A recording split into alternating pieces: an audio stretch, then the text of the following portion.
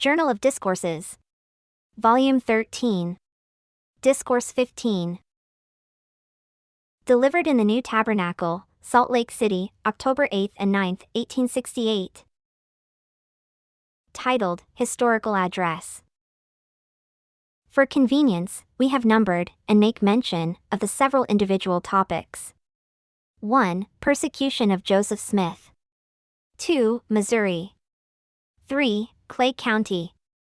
4. Expenses attendant upon the arrest of Joseph Smith.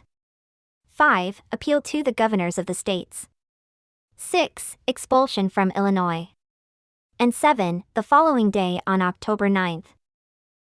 By George A. Smith. Section 1. The circumstances by which we are surrounded are such as to cause feeling of no ordinary character. In all the conferences held hitherto, in this city and in Nauvoo, we have enjoyed the society of our late lamented President, Heber C. Kimball. And his being called away from a useful field in which he had long labored, should remind us that each of us, at any moment, may be called to close our career here for time, and to await our reward in the resurrection. We can but rejoice that our brother, in his long life and labors in the church, was a pattern of humility, faith and diligence, and was instrumental in the hands of God in bringing many thousands to a knowledge of the truth. The blow which has fallen upon us in being deprived of his company, counsel and instruction, should remind us of the necessity of diligence in the discharge of all our duties, that, like him, we may be prepared to inherit celestial glory, and to associate with Joseph and Hiram Smith and David Patton, and the martyrs who have gone before. The incidents that have been brought to our notice by our brethren who have spoken during the conference, give rise to a series of reflections in relation to our early history as a people, which, I presume, it would be well for us all to review. There are some in this territory who have been in the church 36, 37 or 38 years, but a great many of the people have been in only a few years. A very large portion of our population have been reared here, and consequently a brief sketch of the early incidents of our history may not be unprofitable to any. When Joseph Smith took the plates of Mormon from the hill Cumorah, he was immediately surrounded by enemies, and though he was a young man of unexceptional character, he was compelled to go from place to place, while translating the work, to avoid persecution. The press and the pulpit denounced him as an impostor and his followers as dupes. As soon as he preached the doctrine of baptism for the remission of sins, and organized a church with 6 members, he was arrested and brought before a magistrate, honorably discharged by him, and immediately arrested again and hurried into an adjoining county, where he was insulted, spit upon, and kept without food during the day, and then given crusts of bread and water. The next day he was taken before magistrates who, after a rigid examination, found no fault in him. A mob resolved to tar and feather him, but through the instrumentality of the constable, who previously treated him roughly, but who now became his friend, he made his escape in safety. All these proceedings were instigated by clergymen and professors of religion in high standing. A similar spirit of persecution was manifested in a greater or less degree in every place where the gospel was proclaimed, not only against Joseph Smith, but also against other elders who preached the word.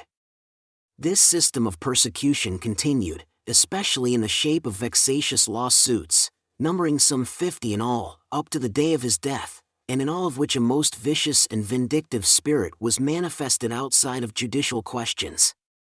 In every case he was honorably acquitted, and upon the charge of treason upon which he was detained in Carthage jail, when murdered, he had not even been lawfully examined before a magistrate.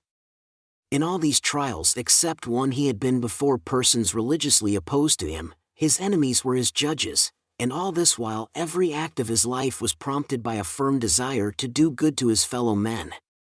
To preach the gospel of peace, to magnify the high and holy calling he had received from the Lord, and thereby lead back to the ancient faith of Jesus Christ his fellow beings who had fallen into darkness. Vexatious lawsuits not accomplishing the work to the satisfaction of the persecutors of the saints, mob violence was resorted to, as being more effective. On the 25th day of March, 1832, in Hiram, Portage County, Ohio, Joseph Smith was dragged from his bed and carried to the woods, daubed with tar and feathers, and otherwise ill-treated. The following is his account of the outrage. On the 25th of March, the twins before mentioned, which had been sick for some time with the measles, caused us to be broke of our rest in taking care of them, especially my wife. In the evening I told her she had better retire to rest with one of the children, and I would watch with the sickest child. In the night she told me I had better lie down on the trundle bed, and I did so, and was soon after awoke by her screaming murder. When I found myself going out of the door, in the hands of about a dozen men, some of whose hands were in my hair, and some had hold of my shirt, drawers, and limbs. The foot of the trundle bed was towards the door, leaving only room enough for the door to swing. My wife heard a gentle tapping on the windows, which she then took no particular notice of, but which was unquestionably designed for ascertaining whether we were all asleep, and soon after the mob burst open the door and surrounded the bed in an instant, and, as I said, the first I knew, I was going out of the door in the hands of an infuriated mob.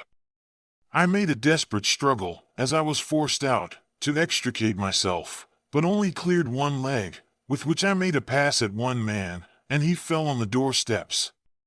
I was immediately confined again. And they swore by God they would kill me if I did not be still, which quieted me. As they passed around the house with me, the fellow that I kicked came to me and thrust his hand into my face, all covered with blood, for I hit him on the nose, and with an exulting horse laugh, muttered, Gee, gosh darn ye! I'll fix ye! They then seized me by the throat, and held until I lost my breath. After I came to, as they passed along with me, about 30 rods from the house, I saw Elder Rigdon stretched out on the ground, whither they had dragged him by the heels. I supposed he was dead. I began to plead with them, saying, You will have mercy and spare my life, I hope, to which they replied, Gosh darn ye! Call under God for help, we'll show you no mercy. And the people began to show themselves in every direction. One coming from the orchard had a plank, and I expected they would kill me, and carry me off on the plank. They then turned to the right and went on about 30 rods further, about 60 rods from the house and 30 from where I saw Elder Rigdon, into the meadow, where they stopped, and one said, Simons! Meaning, I suppose, Simon's rider. Pull up his drawers, he will take cold. Another replied, Ain't ye going to kill him? When a group of mobbers collected a little way off and said, Simons, come here! And Simons charged those who had hold of me, to keep me from touching the ground, as they had all the time done, lest I should get a spring upon them. They went and held a council, and, as I could occasionally overhear a word, I supposed it was to know whether it was best to kill me. They returned after a while when I learned they had concluded not to kill me, but pound and scratch me well, tear off my shirt and drawers, and leave me naked. One cried, Simons! Where's the tar bucket?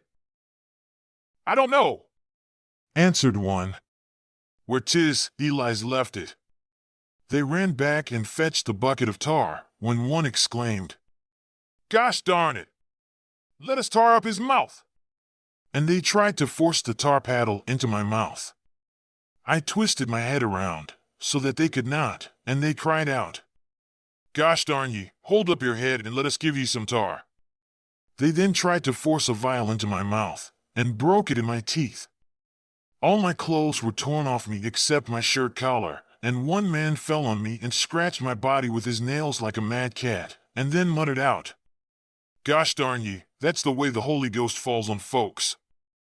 They then left me, and I attempted to rise, but fell again. I pulled the tar away from my lips, so that I could breathe more freely, and raised myself up, when I saw 2 lights. I made my way towards one of them, and found it was Father Johnson's. When I had come to the door, I was naked, and the tar made me look as though I had been covered with blood. And when my wife saw me, she thought I was mashed all to pieces, and fainted. During the affray abroad, the sisters of the neighborhood had collected at my room. I called for a blanket, they threw me one, and shut the door. I wrapped it around me and went in. History of Joseph Smith, Millennial Star, Volume 14, page 148. I will add that the exposure of the child above referred to the night air, caused its death. This murdered child was doubtless the first martyr of the last dispensation. In a revelation given September 1831, the Lord said, "It is my will that the saints retain a strong hold in the land of Kirtland for the space of 5 years." The saints owned several farms in Kirtland. Mr. Lyman, a Presbyterian, also owned a grist mill there, and many of us got our grinding done at his mill, although our brethren owned mills 2 or 3 miles distant. We had commenced building the Kirtland Temple. A portion of the city site had been surveyed, and many of the saints who had recently come in were building houses on the lots. Mr. Lyman associated himself with a combination to starve us out. The authorities proceeded to warn all the Latter-day Saints out of the township, and formed a compact not to employ us or sell us grain, which was scarce at the time. Mr. Lyman had 3,000 bushels of wheat, but refused to let us have it at any reasonable price, and it was believed we were so destitute of money that we would have to scatter abroad. The warning out of town was designed to prevent our becoming a township charge, the law of Ohio being that if a person, who had been warned out of town, applied for assistance, he was to be carried to the next town and so until he was taken out of the state or to the town from which he formerly came. We were obliged to send 50 miles for grain, which cost us $1.06 per bushel delivered in Kirtland. Mr. Lyman's grain remained unsold, and his effort to starve us taught us better than to longer patronize his mill, although it cost us the trouble of going 2 or 3 miles to mills belonging to our brethren. We built a magnificent temple in a large city. We paid our quota of taxes, and we were as noted and remarkable for our industry, temperance, thrift, and morality there, as our people are at the present day. We also patronized a Mr. Lyon, who was a gentlemanly outside merchant, but the moment he got an opportunity he united with our enemies to oppress us. We sent our children to school to Mr. Bates, a Presbyterian minister, who soon after went into court and bore false witness against the elders, and further testified on oath that every Mormon was intellectually insane. This lesson did admonish us not to longer entrust the education of our youth to canting hypocrites. For several years we had used the paper of Geauga Bank at Painesville as money. A loan of a few $100s was asked for by Joseph Smith, with ample security, but was refused, and Elder Reynolds Cahoon was told they would not accommodate the Mormon prophet, although they acknowledged the endorsers were above question, simply because it would encourage Mormonism. So much of their specie was drawn by Joseph Smith during the 3 succeeding days, as greatly improved their tempers, and they said to Elder Cahoon, "Tell Mr. Smith he must stop this, and any favor he wants we are ready to accord him." Subsequently, application was made to the legislature of the state for a bank charter, the notes to be redeemed with specie and their redemption secured by real estate. The charter was denied us on the grounds that we were Mormons, and soon a combination of apostates and outsiders caused us to leave Kirtland, the most of our property unsold. And our beautiful temple yet remains a lasting monument of our perseverance and industry. The loss sustained through this persecution was probably not less than $1 million. Section 2. Missouri.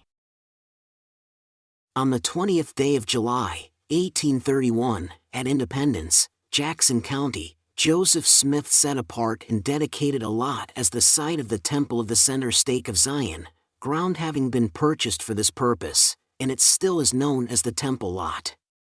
The saints entered lands in different parts of the county, built houses, opened farms, constructed mills, established a printing office, owned by W. W. Phelps and Company, in the first in western Missouri, and opened a mercantile establishment, the largest, in the county, owned by Messrs. Gilbert and Whitney. In July 1833, a mob was organized by signing a circular, which set forth that the civil law did not afford them a sufficient guarantee against the Mormons, whom they accused of blasphemously pretending to heal the sick by the administration of holy oil, and consequently they must be either fanatics or knaves. Under the influence of Methodist, Baptist, and Presbyterian ministers, they tore down the printing office of the Evening and Morning Star, which cost some $6,000. They stripped and tarred and feathered Bishop Partridge and Elder Charles Allen, and seized several other elders and cast them into prison, compelled Gilbert and Whitney to close their store, and soon after broke it open and scattered their goods to the four winds. They tore down 20 houses over the heads of the inmates, and whipped and terribly lacerated with hickory withes many of the elders, killed Andrew Barber, and severely wounded many others, robbed the houses of their property, and finally expelled 1,500 people from the county. They also destroyed some 216 dwellings, and much of the land, being valuable timber land, became public plunder. The saints were robbed of most of their horses, cattle, implements of husbandry, etc. The total loss in these transactions is estimated at $500,000. Horrible to relate, several women thus driven from their homes gave birth to children in the woods and on the prairies, destitute of beds or clothing, having escaped in fright. It is stated on the authority of Solomon Hancock, an eyewitness, that he, with the assistance of 2 or 3 others, protected 120 women and children for the space of 10 days, who were obliged to keep themselves hid from their pursuers, while they were hourly expecting to be massacred, and who finally escaped into Clay County, by finding a circuitous route to the ferry. They could be traced by the blood from their feet, on the burnt prairie. This occurred in the month of November, and is a specimen of the kindness that law-abiding Latter-day Saints received at the hands of those who had power over them. The saints were so law-abiding that not a single process had been issued against any member of the church in Jackson County up to the organization of the mob, although all the offices, civil and military, were in the hands of their enemies. Prominent in these cruelties as actors and apologists were the Reverends Isaac McCoy and D. Pixley, the former a Baptist and the latter a Presbyterian missionary to the Indians. Section 3. Clay County. The arrival of the saints in Clay County was a blessing to the inhabitants, who had just opened small prairie farms and planted them with Indian corn, much of which was unharvested. They had cattle on the bottoms and hogs in the woods. The majority of the people received the saints with gladness and gave them employment, and paid them in corn, pork, and beef. The wages were low, but sufficient to supply the more pressing wants of the people. From time to time Joseph Smith forwarded money from Kirtland to Bishop Partridge to supply the most needy. The mob in Jackson County sent committees to stir up the feelings of the people of Clay against the saints. For some time their oft-repeated efforts to do so were unsuccessful. Parties of the mob would come over from Jackson and seize our brethren and inflict violence upon them. The industry of our people soon enabled them to make some purchases of land, and then their numbers were increased by arrivals from the east. The mob of Jackson County continued their endeavors to stir up dissatisfaction among the people of Clay County against the saints. At length the citizens of Clay County held a public meeting and requested the Mormons to seek another home, when the saints located in the new county of Caldwell, which contained only 7 families, who were bee hunters. As the county was mostly prairie, their business was not very profitable, and they gladly embraced the opportunity of selling their claims. Caldwell County, being nearly destitute of timber, was regarded by the people of Upper Missouri as worthless. Every saint that could raise $50 entered 40 acres of land, and there were few but what could do that much, while many entered large tracts. The saints migrated from the east and settled Caldwell in great numbers. In 3 years they had built mills, shops, school, meeting and dwelling houses, and opened and fenced hundreds of farms. Our industry and temperance rendered our settlements the most prosperous of any in Missouri, while they embraced all of Caldwell, most of Davis, and large portions of Clinton, Ray, Carroll, and Livingston counties. When the storm of mobocracy was again aroused and aided by the governor of the state, Lilburn W. Boggs, who issued the order expelling all the Latter-day Saints from the state under penalty of extermination. This caused the loss of hundreds of lives through violence and suffering. Houses were plundered, women were violated, men were whipped, and a great variety of cruelties inflicted, and a loss of property amounting to millions was sustained, while anyone that would renounce his religion was permitted to remain. Joseph and Hiram Smith, Alexander McCrae, Lyman White, and others were for several months thrust into prison, and in one instance, while there, were fed on human flesh and tantalized with the inquiry how they liked Mormon beef, it being the flesh of some of their murdered brethren. The Lord softened the hearts of the people of Quincy, Illinois, and while the hundreds of saints were fleeing over the snow-clad prairies of Missouri, not knowing where to go, the people of Quincy were holding public meetings, raising subscriptions, and adopting measures to give the fugitives employment and succor, for which our hearts overflow with gratitude. As soon as the saints were all expelled from Missouri, Joseph Smith went to Washington and laid the grievances of the people before the President and Congress of the United States. Mr. Van Buren said, "Your cause is just, but we can do nothing for you." Mr. Clay, when appealed to, said we had better go to Oregon. Mr. Calhoun informed Mr. Smith it would involve the question of state rights, and was a dangerous question, and it would not do to agitate it. Mr. Cass, as chairman of the Senate committee, to which the petition was referred, reported that Congress had no business with it. Elder John P. Green went east, and published an appeal in behalf of the saints, holding public meetings in Cincinnati and New York, and received some small contributions for the assistance of the most needy. As soon as Joseph Smith escaped from Missouri to Illinois, he purchased lands at a place known as Commerce, in Hancock County, and commenced the survey of a city which he called Nauvoo, the word being derived from the Hebrew, meaning beauty and rest. Although the situation was handsome, it was famed for being unhealthy. There were but few inhabitants in the vicinity, but many graves in the burying ground, and much of the subsequent sickness was the result of exposure and the want of suitable means of nursing the sick.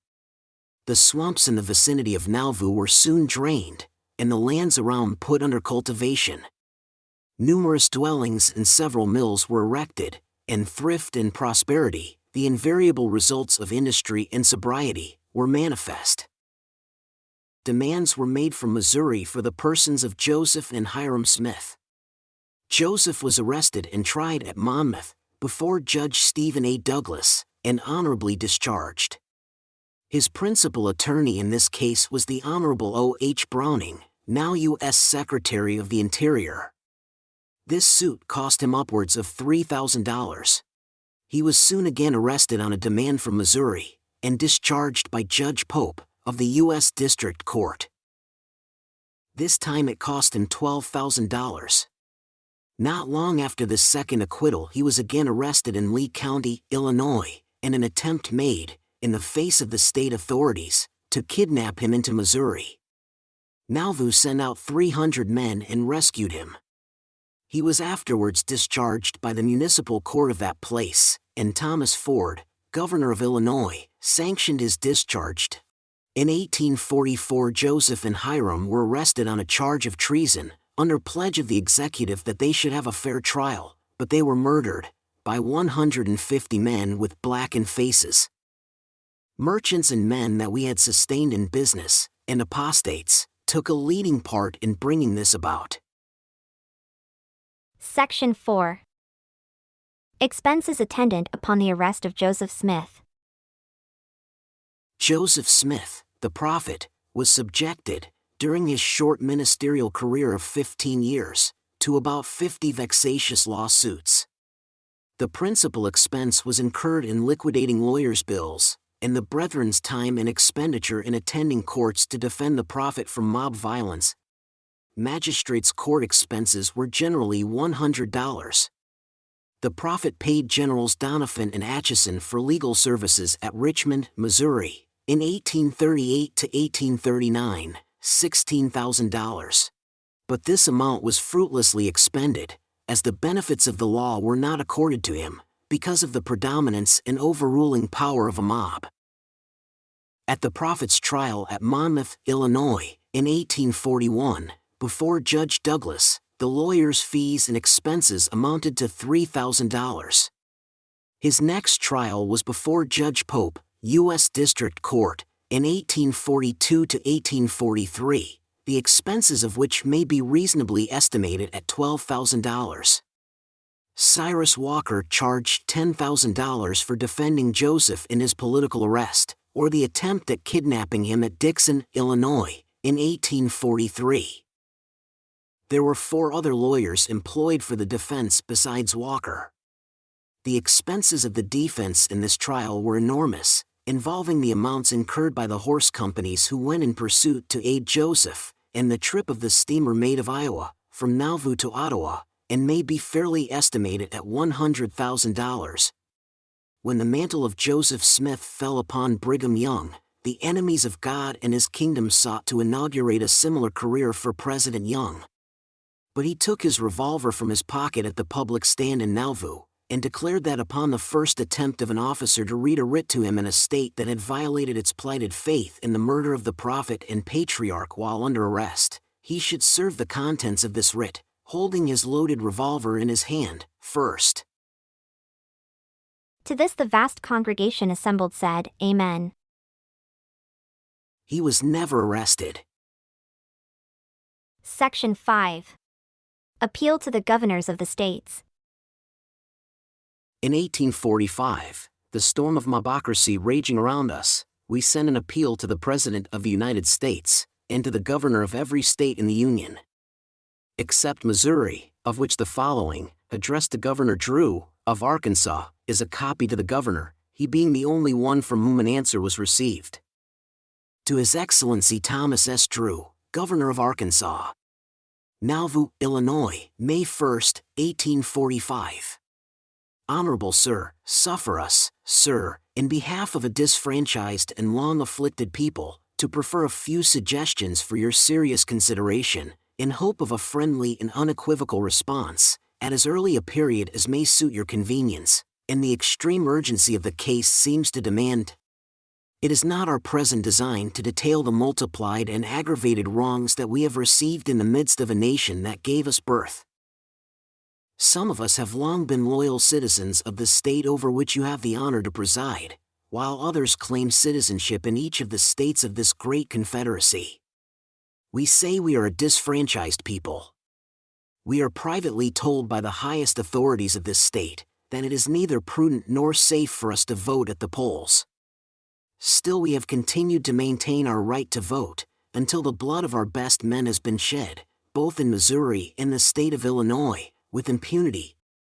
You are doubtless somewhat familiar with the history of our extermination from the state of Missouri, wherein scores of our brethren were massacred, hundreds died through want and sickness, occasioned by their unparalleled sufferings, some millions of our property were confiscated or destroyed, and some 15,000 souls fled for their lives to the then hospitable and peaceful shores of Illinois.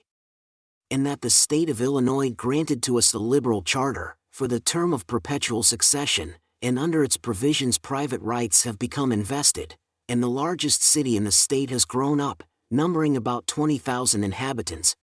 But, sir, the startling attitude recently assumed by the state of Illinois forbids us to think that her designs are any less vindictive than those of Missouri. She has already used the military of the state, with the executive at their head, to coerce and surrender up our best men to unparalleled murder, and that, too, under the most sacred pledges of protection and safety. As a salve for such unearthly perfidy and guilt, she told us, through her highest executive officer, that the laws should be magnified, and the murderers brought to justice. But the blood of her innocent victims had not been wholly wiped from the floor of the awful arena, where the citizens of a sovereign state pounced upon two defenseless servants of God, our prophet and our patriarch, before the Senate of that state rescued one of the indicted actors in that mournful tragedy from the sheriff of Hancock County, and gave him an honorable seat in her halls of legislation. And all others, who were indicted by the grand jury of Hancock County, for the murders of Generals Joseph and Hiram Smith, are suffered to roam at large, watching for further prey. To crown the climax of those bloody deeds, the state has repealed all those chartered rights by which we might have defended ourselves against aggressors. If we defend ourselves hereafter against violence, whether it comes under the shadow of law or otherwise, for we have reason to expect it both ways, we shall then be charged with treason, and suffer the penalty. And if we continue passive and non-resistant, we must certainly expect to perish, for our enemies have sworn it. And here, sir, permit us to state that General Joseph Smith, during this short life, was arraigned at the bar of his country about 50 times, charged with criminal offenses, but was acquitted every time by his country, or rather his religious opponents almost invariably being his judges. And we further testify, that as a people we are law-abiding, peaceable, and without crimes. And we challenge the world to prove the contrary. And while other less cities in Illinois have had special courts instituted to try their criminals, we have been striped of every source of arraigning marauders and murderers who are prowling around to destroy us, except the common magistracy. With these facts before you, sir, will you write to us without delay, as a father and friend, and advise us what to do? We are, many of us, citizens of your state, and all members of the same great confederacy. Our fathers, nay, some of us, have fought and bled for our country, and we love her dearly. In the name of Israel's God, and by virtue of multiplied ties of country and kindred, we ask your friendly interposition in our favor. Will it be too much to ask you to convene a special session of your state legislature, and furnish us an asylum where we can enjoy our rights of conscience and religion unmolested? Or will you in a special message to that body, when convened, recommend a remonstrance against such unhallowed acts of oppression and expatriation, as this people have continued to receive from the states of Missouri and Illinois? Or will you favor us by your personal influence, and by your official rank? Or will you express your views concerning what is called the Great Western Measure, of colonizing the Latter-day Saints in Oregon, the Northwestern Territory, or some location, remote from the states, where the hand of oppression shall not crush every noble principle, and extinguish every patriotic feeling? And now, honored sir, having reached out our imploring hands to you with deep solemnity, we would importune with you as a father, a friend, a patriot and statesman.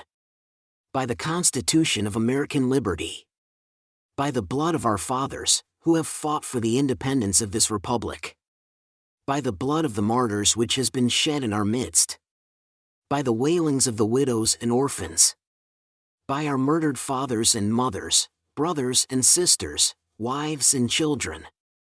By the dread of immediate destruction from secret combinations now forming for our overthrow. And by every endearing tie that binds men to men, and renders life bearable, and that, too, for aught we know, for the last time, that you will lend your immediate aid to quell the violence of mobocracy, and exert your influence to establish us as a people in our civil and religious rights, where we now are, or in some part of the United States, or at some place remote therefrom, where we may colonize in peace and safety as soon as circumstances will permit. We sincerely hope that your future prompt measures towards us will be dictated by the best feelings that dwell in the bosom of humanity. And the blessings of a grateful people, and of many ready to perish, shall come upon you. We are, sir, with great respect, your obedient servants. Brigham Young, Chairman. W. Richards. Orson Spencer. And Orson Pratt, Committee. W. W. Phelps. A. W. Babbitt. And John M. Bernhizel. In behalf of the Church of Jesus Christ of Latter-day Saints, at Nauvoo, Illinois. P.S. As many of our communications postmarked at Nauvoo have failed of their destination, and the mails around us have been intercepted by our enemies, We shall send this to some distant office by the hand of a special messenger. The following reply was received from Governor Drew. Executive Office, Little Rock, Arkansas, May 27, 1845. Honorable Brigham Young, President of the Committee of 12 of Christ's Church of Latter-day Saints at Nauvoo, Illinois. Sir, your letter of the first instance has been received, and claims my earnest attention.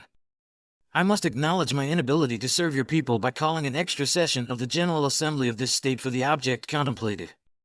And although I do not know that prejudice against your tenants in Arkansas would weigh out against the action of that body, in refusing to furnish within our borders an asylum from the oppression of which you so sorely complain, yet I am sure the representatives of the people would long hesitate to extend to any class of citizens exclusive privileges, however innocent their motives, aims, objects, or actions might appear, when the prospects of collision, from causes of which in your case I know nothing, appear so evident from the two very recent manifestations presented in the states of Missouri and Illinois.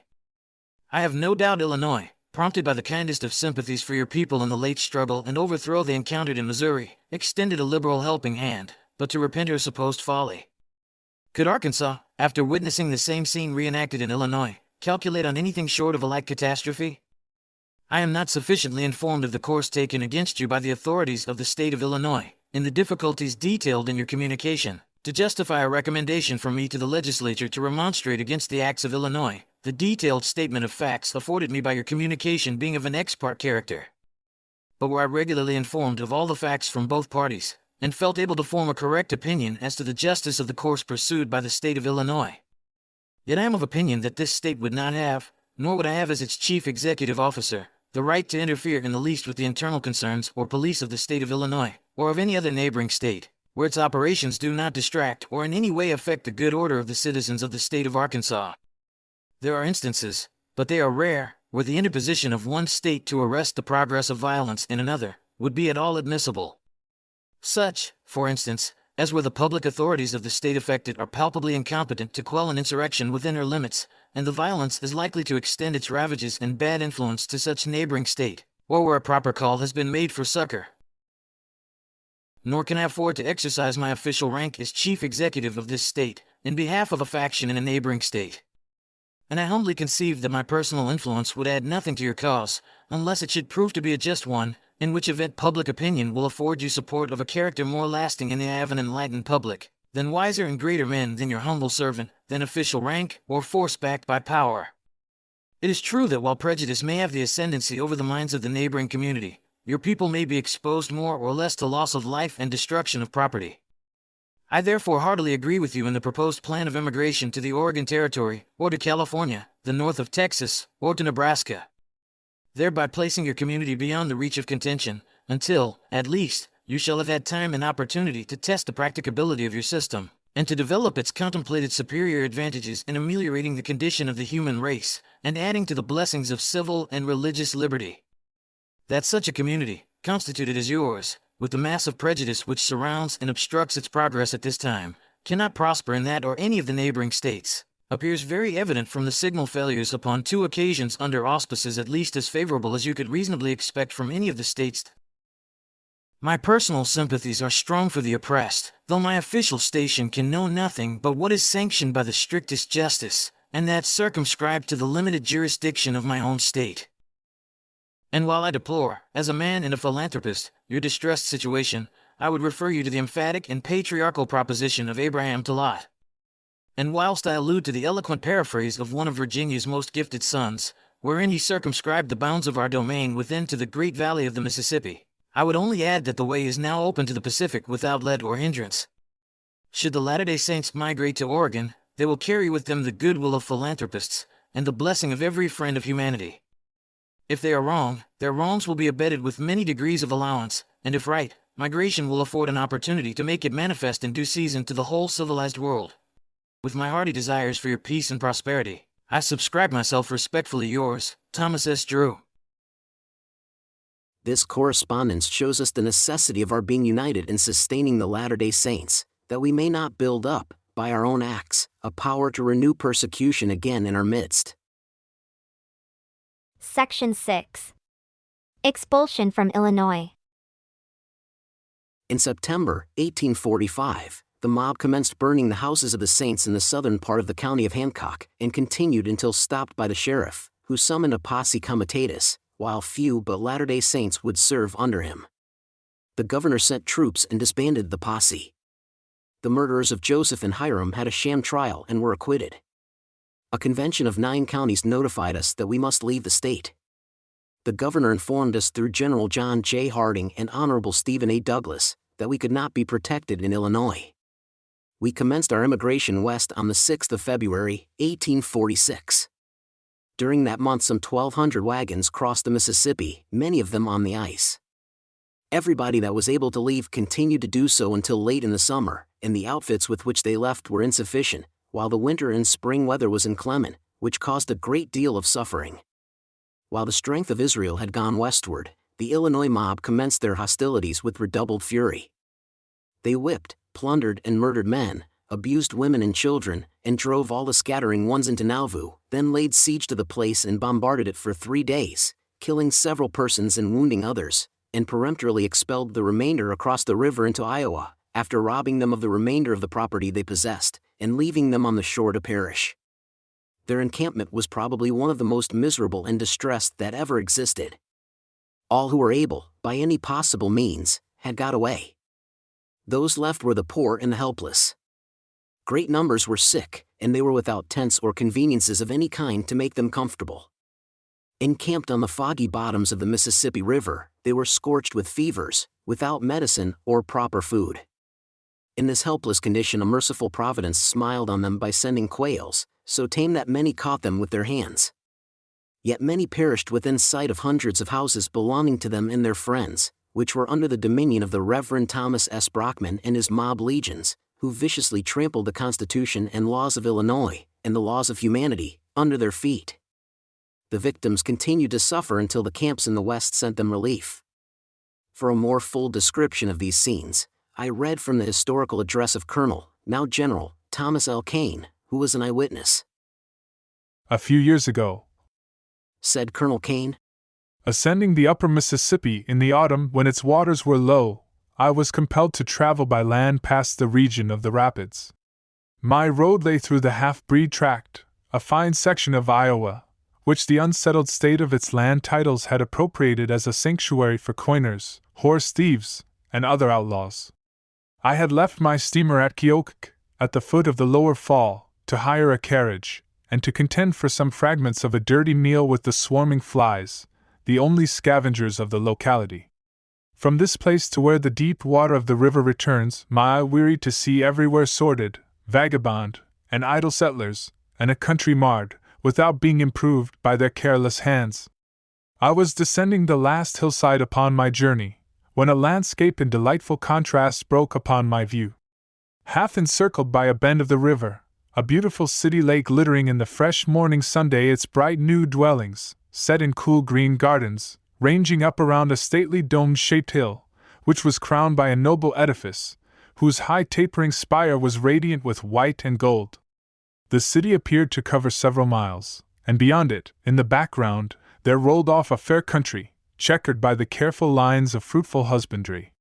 The unmistakable marks of industry, enterprise, and educated wealth everywhere made the scene one of singular and most striking beauty. It was a natural impulse to visit this inviting region. I procured a skiff, and rowing across the river, landed at the chief wharf of the city. No one met me there. I looked, and saw no one. I could hear no one move, though the quiet everywhere was such that I heard the flies buzz, and the water ripples break against the shallow of the beach. I walked through the solitary street. The town lay as in a dream, under some deadening spell of loneliness, from which I almost feared to wake it, for plainly it had not slept long. There was no grass growing up in the paved ways. Rains had not entirely washed away the prints of dusty footsteps. Yet I went about unchecked. I went into empty workshops, rope walks, and smithies. The spinner's wheel was idle. The carpenter had gone from his workbench and shavings, his unfinished sash and casing. Fresh bark was in the tanner's vat, and the fresh chopped lightwood stood piled against the baker's oven. The blacksmith's shop was cold. But his coal heap and lading pool, and crooked water horn were all there, as if he had just gone off for a holiday. No work people anywhere looked to know my errand.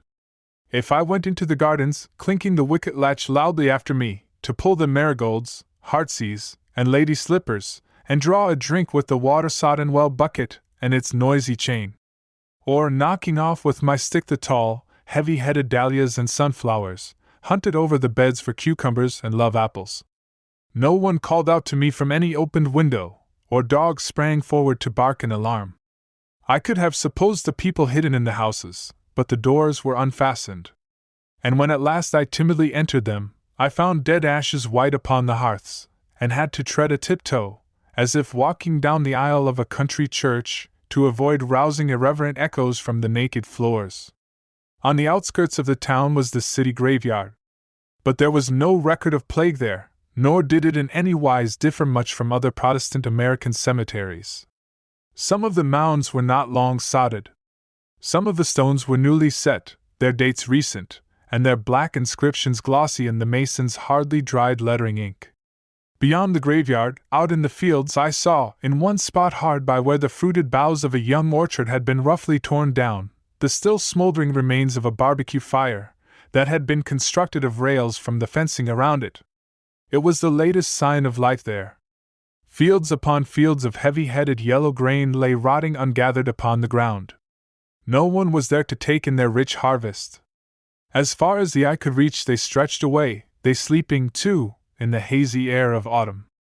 Only two portions of the city seemed to suggest the import of this mysterious solitude.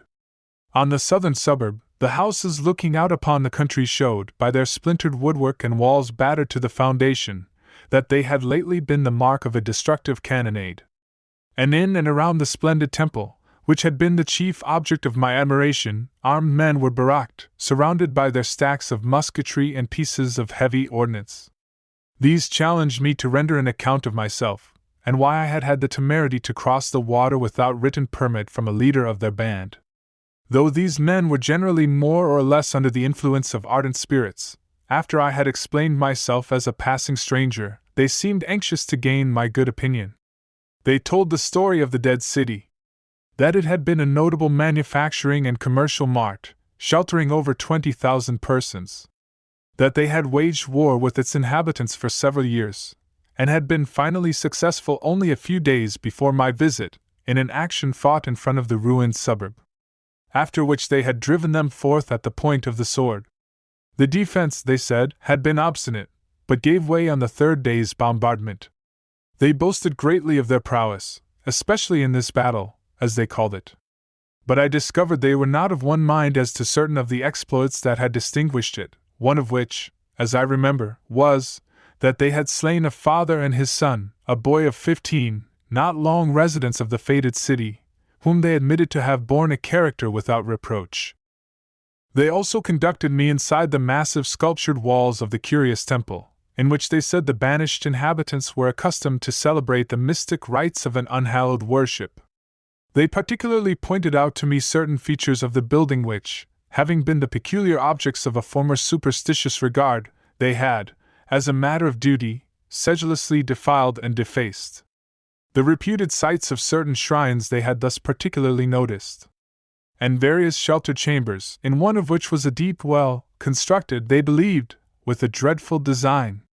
Beside these, they led me to see a large and deep chiseled marble vase or basin, supported upon 12 oxen, also of marble, and of the size of life, of which they told some romantic stories. They said the deluded persons, most of whom were emigrants from a great distance, believed their deity countenanced their reception here of a baptism of regeneration, as proxies for whomsoever they held in warm affection in the countries from which they had come. That here parents went into the water for their lost children, children for their parents, widows for their spouses, and young persons for their lovers. That thus the great vase came to be for them associated with all dear and distant memories, and was therefore the object, of all others in the building, to which they attached the greatest degree of idolatrous affection. On this account, the victors had so diligently desecrated it, as to render the apartment in which it was contained too noisome to abide in. They permitted me also to ascend into the steeple, to see where it had been lightning struck the Sabbath before, and to look out, east and south, on wasted farms like those I had seen near the city, extending till they were lost in the distance. Here, in the face of the pure day, close to the scar of the divine wrath left by the thunderbolt, were fragments of food, cruises of liquor, and broken drinking vessels, with a bass drum and a steamboat signal bell, of which I afterwards learned the use with pain. It was after nightfall when I was ready to cross the river on my return.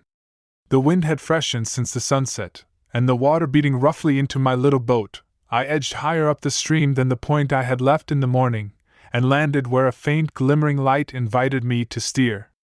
Here, among the dock and rushes, sheltered only by the darkness, without roof between them and the sky, I came upon a crowd of several hundred human beings, whom my movements roused from uneasy slumber on the ground. Passing these on my way to the light, I found it came from a tallow candle in a paper funnel shade, such as is used by street vendors of apples and peanuts, and which, flaming and guttering away in the bleak air off the water, shone flickeringly on the emaciated features of a man in the last stage of a bilious remittent fever. They had done their best for him.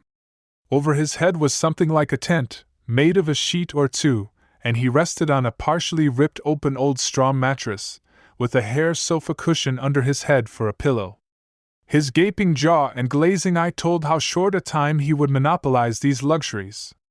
Though a seemingly bewildered and excited person, who might have been his wife, seemed to find hope in occasionally forcing him to swallow, awkwardly, sips of the tepid river water, from a burned and battered bitter-smelling tin coffee pot. Those who knew better had furnished the apothecary he needed. A toothless old bald head, whose manner had the repulsive dullness of a man familiar with death scenes. He, so long as I remained, mumbled in his patient's ear a monotonous and melancholy prayer, between the pauses of which I heard the hiccup and sobbing of two little girls, who were sitting upon a piece of driftwood outside. Dreadful, indeed, was the suffering of these forsaken beings. Bowed and cramped with cold and sunburn, alternating as each weary day and night dragged on, they were, almost all of them, the crippled victims of disease. They were there because they had no homes, nor hospital, nor poorhouse, nor friends to offer them any. They could not satisfy the feeble cravings of their sick. They had not bread to quiet the fractious hunger cries of their children. Mothers and babes, daughters and grandparents, all of them alike, were bivouacked in tatters, wanting even covering to comfort those whom the sick shiver of fever was searching to the marrow. These were Mormons, in Lee County, Iowa, in the 4th week of the month of September, in the year of our Lord 1846. The city, it was Nauvoo, Illinois. The Mormons were the owners of that city, and the smiling country around. And those who had stopped their plows, who had silenced their hammers, their axes, their shuttles, and their workshop wheels. Those who had put out their fires, who had eaten their food, spoiled their orchards, and trampled underfoot their thousands of acres of unharvested bread. These were the keepers of their dwellings, the carousers in their temple, whose drunken riot insulted the ears of the dying.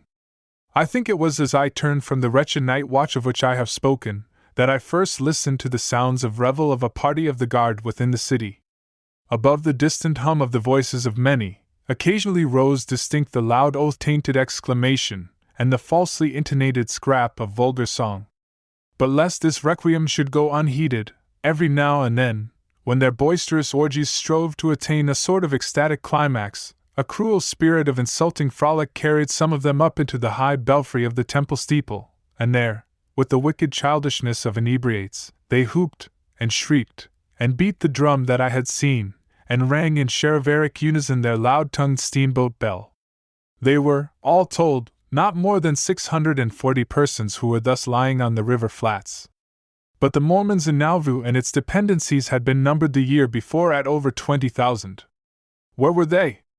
They had last been seen carrying in mournful train their sick and wounded, halt and blind, to disappear behind the western horizon, pursuing the phantom of another home. Hardly anything else was known of them. And people asked with curiosity, what had been their fate? What their fortunes? Section 7. The following day on October 9th.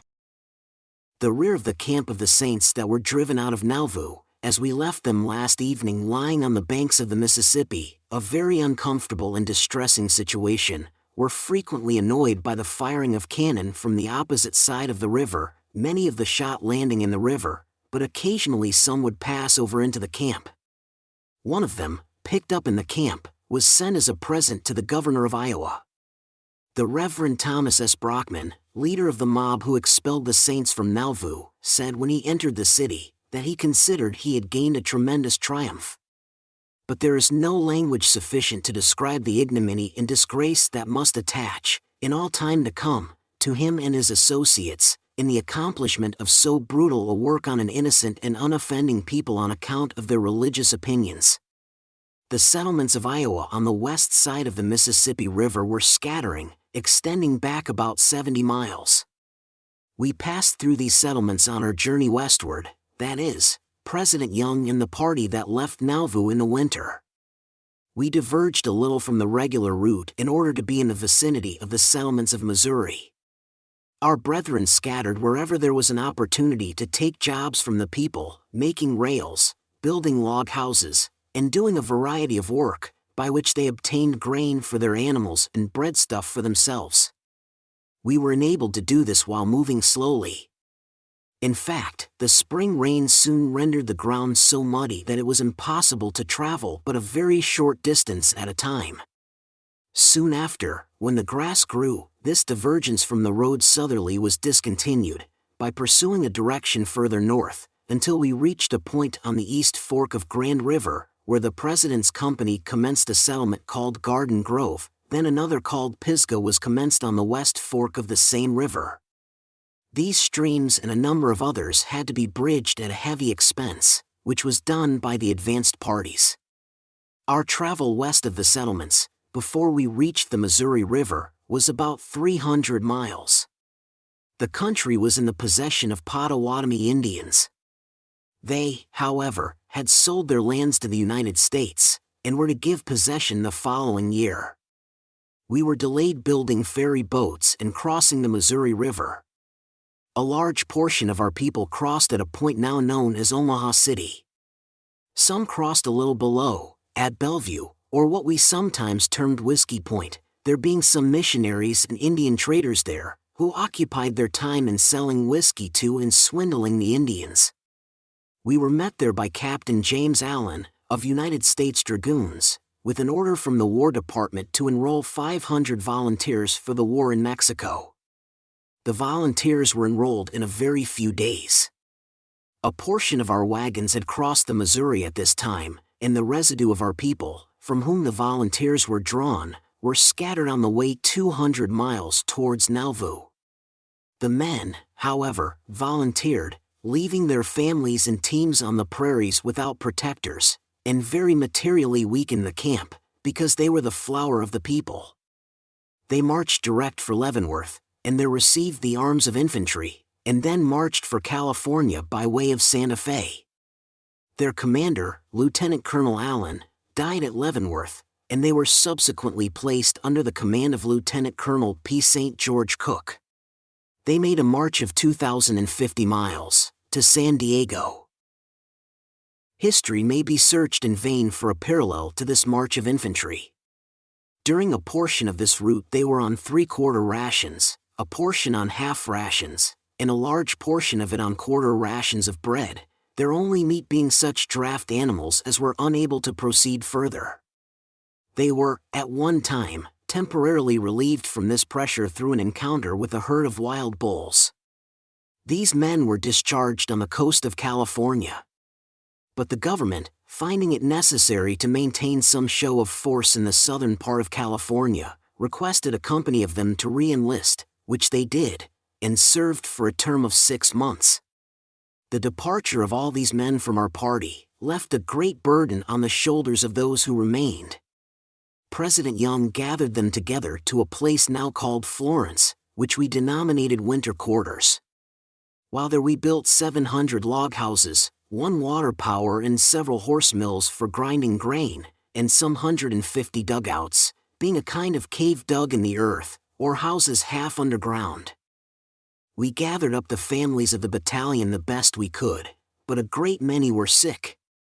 Our exposures through the season, being deprived of vegetable food, and the overwork through so much bridge and road making brought on sickness. And all who were in winter quarters remember it as being a place where a great many persons were afflicted, and many died. Our brethren who were on the other side of the river established camps in various localities. There were probably 2,000 wagons scattered about on the east side of the river in different parts of the Potawatomi country, each grove or camping ground taking the name of its leader. Many of those names are still retained, the various camping grounds being known as Cutler's, Perkins, Miller's, etc. Elders Orson Hyde, Parley P. Pratt and John Taylor left the camp and went on a mission to England. Brother Benson, accompanied by other brethren, went to the east to solicit donations from our eastern friends. I am not aware of the exact amount that was donated, but it was only a trifle. There were a few old clothes also contributed, which I believe were scarcely worth the freight. Christian sympathy was not very strong for the Latter-day Saints. But we feel very thankful to those who did contribute, and shall ever remember with kindness their generosity towards the saints. We were here visited by Colonel Thomas L. Kane, of Philadelphia, an extract from whose historical address was read yesterday. He visited our camp and saw our condition, and was the only man, I believe, who by words and deeds manifested that he felt to sympathize with the outraged and plundered people called Latter-day Saints. It may be that he was not the only man, but he was the only man who made himself conspicuous by his sympathy towards us. It is true that we have had men come here, as merchants and officers, who have expressed to us that they did have great sympathy with us at that time. It does us a great deal of good now to hear them say so. We did not know anything about it then. In the spring of 1847, President Young, with 143 pioneers, started in search of a place of settlement. We started early, before there was a particle of grass in the Platte Valley. We carried our food with us, and fed our animals on the cottonwood bark, until the grass grew, and managed to get along, making the road for 650 miles, and followed the trapper's trail about 400 miles more until we arrived in this valley. The whole company arrived here on the 24th of July, 1847. There were a few bushes along the streams of City Creek, and other creeks south.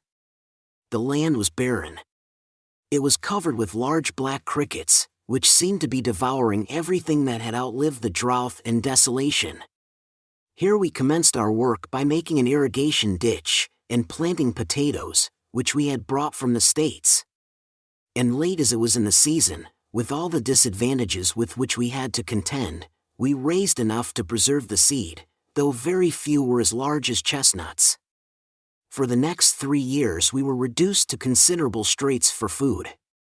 Fast meetings were held, and contributions constantly made for those who had no provisions. Every head of a family issued rations to those dependent upon him, for fear his supply of provisions should fall short. Rawhides, wolves, rabbits, thistle roots, sagos, and everything that could be thought of that would preserve life, were resorted to. There were a few deaths by eating poisonous roots. A great deal of the grain planted here the first year grew only a few inches high. It was so short it could not be cut. The people had to pull it. A great many got discouraged and wanted to leave the country. Some did leave. The discovery of gold mines in California by the brethren of the battalion caused many of the discontented to go to that paradise of gold. During all these trials President Young was firm and decided.